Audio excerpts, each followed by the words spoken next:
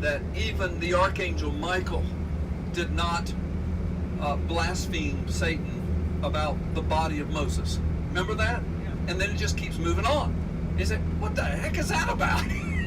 People read that and they don't understand. Okay. Well, the context is this.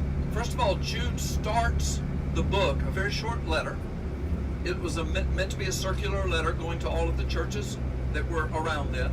And he starts off by saying, I wanted to write you a letter about the joy of salvation in Jesus Christ, and on and on. And in other words, he said, I wanted to give you a fluffy sermon, a really sweet, sugary thing. But he says, but rather I have to address some of the demonic attack that's going on in the churches, and some of it is coming through false prophets and teachers that are puffed up with pride, and some of them are living in sexual immorality, but yet at the same time they're claiming they have all these deep secrets and truths, and they're slandering some translations say celestial beings. In other words, they're claiming they know more than the angels, or they've had angelic visitations. Paul writes about that, about people puffed up, I think in Colossians, with claiming about angelic visitations, giving them special knowledge that goes outside the Word of God. Is everybody with me so far? Yes. Okay, I mean, if you're not, that's okay, but I just want to make sure you're following me. Okay, so watch. So by the time we get to Jude, Jude is addressing this. Now he's going to say some things about angels that are kept in prison from the time of the flood. You remember that? He's going to talk about Sodom and Gomorrah as an example. And he's comparing all of that to these false teachers who are committing some of the same sins and at the same time claiming to be so wonderful, okay, and so godly, and that they're in touch with the angels and the divine beings, and they've had visions. And Jude is saying this is heresy, and he's addressing it. But in the middle of it, he says that about even the archangel Michael, right up next to the throne of God. Even he didn't slander Satan. In other words, there was some kind of an argument about the body of Moses, is what he says. Now, so I'm going to read it, and you'll hear this context, but the point I want to make before I go any further is that when Jude writes this, notice he doesn't give any explanation. What does that mean? Now I sound like a Jew. You don't have to answer, I'm just asking. What does that mean? What it means is the church knew. The church knew. The people he was writing to, they knew. He didn't have to explain it, which means that it's somewhere in the Word of God, either directly or indirectly, or that there are hints in the Word of God that show us what he's talking about, and or in Jewish tradition, Jewish teaching, because most of the early Christians were Jews. I mean, almost all of them were for the first couple of decades until Paul came along and really started reaching out to the Gentiles. So keep that in mind.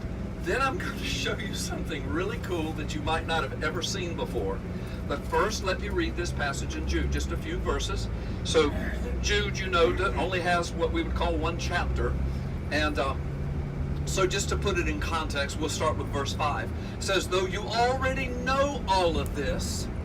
See, Jude says, you guys know this. That's why he doesn't explain it. We're 2,000 years the other side of it. We're saying, what's he talking about? All right, but they knew. But I'm going to show you in the scriptures where they probably understood it. But he says, though you already know all this, I want to remind you that the Lord delivered his people out of Egypt, but later destroyed those. I'm having a hard time watching these little words. But later destroyed those who did not believe, and the angels who did not keep their positions of authority, but abandoned their own estate. These he has kept in darkness, bound with everlasting chains for judgment on that great day. And in a similar way, Sodom and Gomorrah and the surrounding towns gave themselves up to sexual immorality and perversion. See, there's a link back to the angels. Something perverted, and sons of God come into the daughters of men, all of that, okay? And he says in the same way, same kind of sins, Sodom and Gomorrah was involved, and God used that, and he destroyed them. And it says, gave themselves up. They serve as an example of those who suffer the punishment of eternal fire. Verse 8, in the very same way, these dreamers pollute their own bodies. Who's he talking about now? Did not dare to bring a slanderous accusation against him. Against who? Against the devil. But rather, he said, the Lord rebuke you. Yahweh rebuke you. Yet these men, now he's back talking about these false prophets, they speak abusively against whatever they don't understand. And what things they do understand by instinct, like unreasoning animals, these are the very things that destroy them. And he's talking about their sexual sin and perversion. All right, now, so that verse 9 sounds odd to us. 2,000 years the other side of the writing of this. But even the archangel Michael, when he was disputing with the devil about the body of Moses, well, so the question is, do we know anything? Do we know anything? Mount Nebo, God showing him the plains of Moab, all the way across from Jericho, showing them the whole land, from Gilead to Dan, Naphtali, showing him the whole place where the children of Israel are going to go in. Of course, Abraham is not going to be able to see it. He says, but I have let you see it with your eyes, but you will not cross over into it. And then Moses, the servant of the Lord, died there in Moab, as the Lord had said. He buried him in Moab in the valley opposite Beth Peor, but to this day no one knows where his grave is. Wait a minute. I said something and I slipped right over it. Listen to it again, and I'm going to emphasize it. And Moses, the servant of the Lord, died there in Moab. All right, so here's the death of Moses. Now you got a body, right? Watch this. In the valley opposite Beth Peor. Okay, wait a minute. And Moses, the servant of the Lord, died there in Moab, as the Lord had said. And then listen to verse 6. He buried him in Moab. He. Who's he? The Lord. Look what it says. And Moses, the servant of the Lord, died in Moab, as the Lord had said. And so he buried him in Moab, in the valley. And to this day, no one knows where his grave is. Why? God buried him. Either as God in the flesh, the theophany, or through the archangel Michael.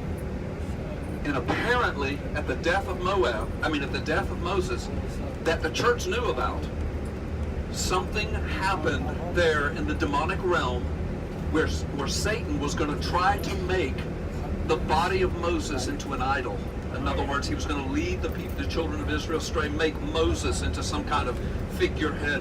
And Archangel Michael came from the throne of God and said, does that with various people. He appears unto Joshua, he appears unto Abraham, and various others as a human man. Wow. But he's not human, and he's not a man. He's God. Wow. But again, he's lowering himself to... See, that's why, well, I don't want to go off on a tangent. But anyway, let me keep going here. All right, so remember that. Also, there are times where it starts off talking about the angel of the Lord appeared unto Abraham, and then it begins speaking, and then you find out that's Yahweh, because it says it is. It says, and then Yahweh said, well, wait, is it the angel of the Lord or Yahweh? All right, you got to understand, the word angel in Hebrew is malach, but it means messenger. And so whenever you discover that term, angel of the Lord, and when you discover a verse or two later that it's God himself, it doesn't mean a messenger who was sent from the Lord. It means the Lord who's bringing the message. Does that make sense?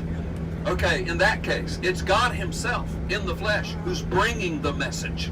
All right? So, only if it says angel of the Lord, and then later, very soon after, you understand that is God. Okay, so there's no confusion once you understand these things.